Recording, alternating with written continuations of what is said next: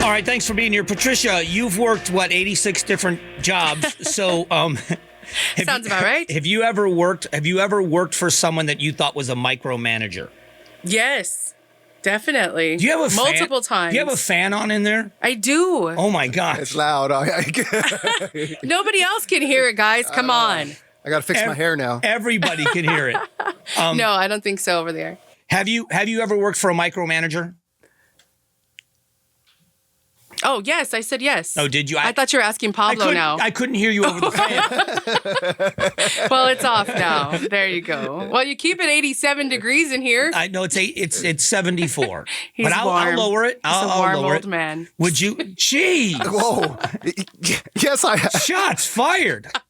No, I'm just kidding. You know, it's warm. Yes, I have. Micromanage. Is there anything worse? No. No. Yeah. Especially somebody, they should feel confident that you know what you're doing. And if they hire you to do the job, let you do your job. Right. Not accountability, but not micromanagement. Right. Yeah. I'll take some motivation, but not micromanagement. But if they say this is the expectation, this is what the job is, they've got to let you do the job. I think that tends to happen maybe in like early experiences in life when you're younger at your job, maybe. Have you experienced that like later in life at a job? Oh, yeah. Yeah, I was about to say, I bet you every job experiences this. There's some level of it. Yeah. And it's someone that there's the best people that I know, the best bosses I know don't tell their employees how to do something. They tell them what they need done. Yeah.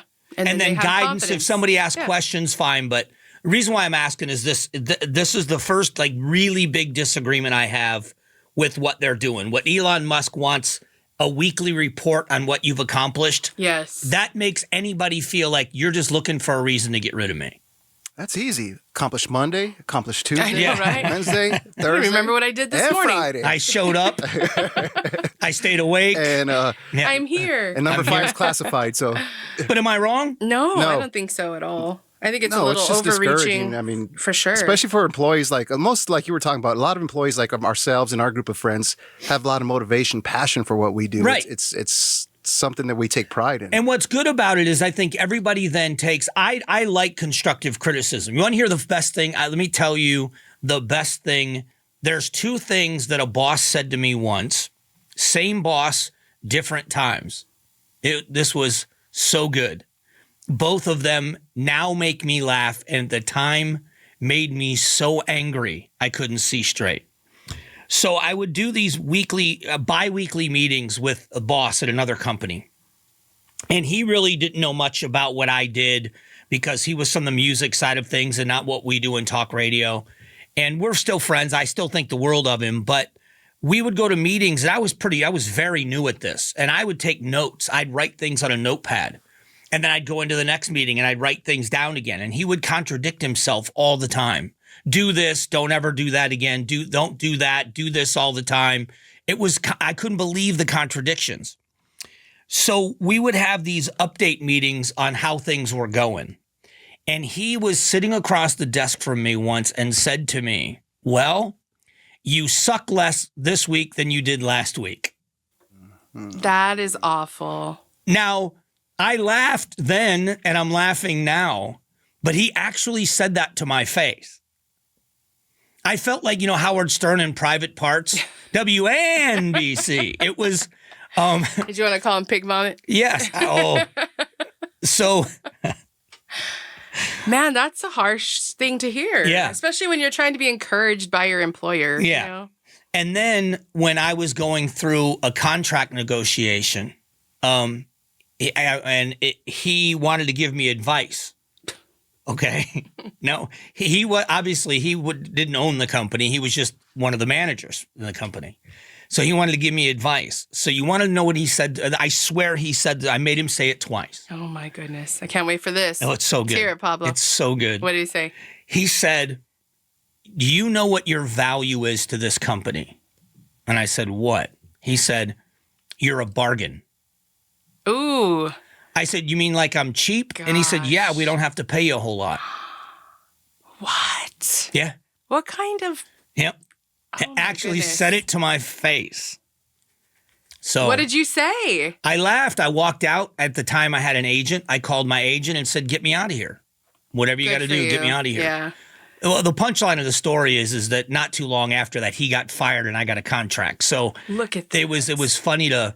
But my point is, when you have a boss that is mixed signals, but in this case, I am 100% behind. I'm not putting word in your mouths. I am 100% behind streamlining our government. I think there's redundancy and waste, and I've been saying it for years. But once you've trimmed it down to the team you want, you've got to let them do their job. Because to go in and say, now I want a weekly report and justify your existence, I think it's bad for morale. Oh, definitely. Big time. Right? Yeah, he doesn't know what he's doing.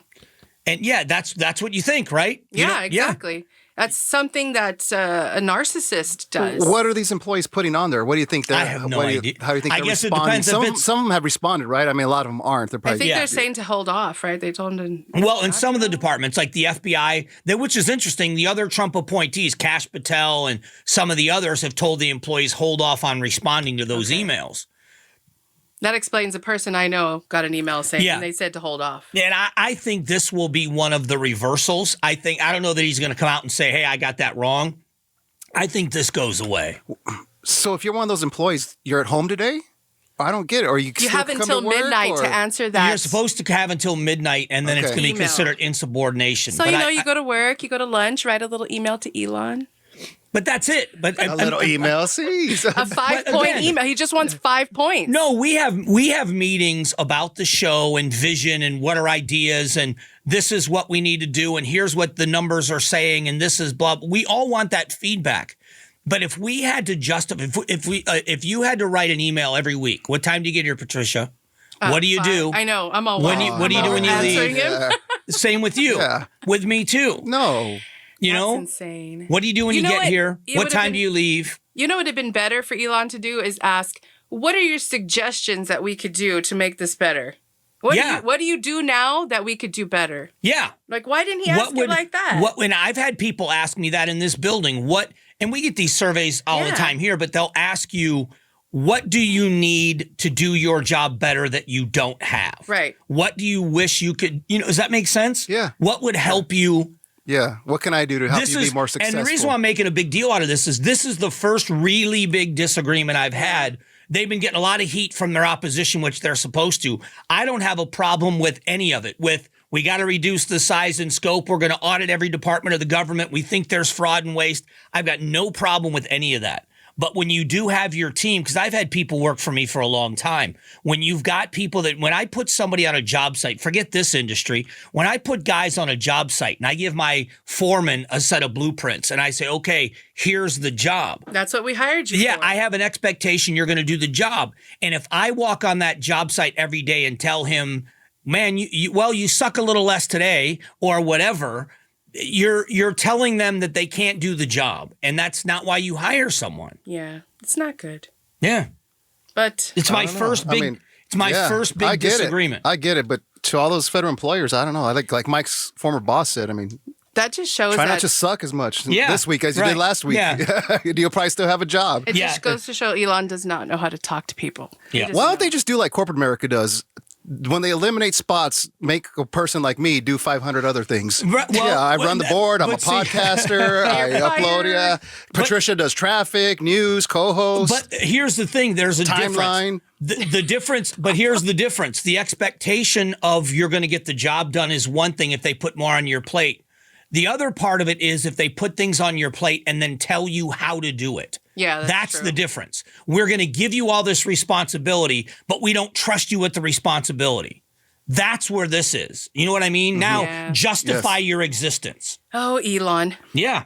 And it's really, honestly, the first major disagreement I've had with what they're Breaking doing. news. Yeah. Just kidding. Yeah. Rhino Broomhead. Right. That's not right. That is not right. Thanks for watching the Mike Broomhead Show. Catch up on Amazing Arizonans, a KTAR News podcast, and click the button in the middle to subscribe.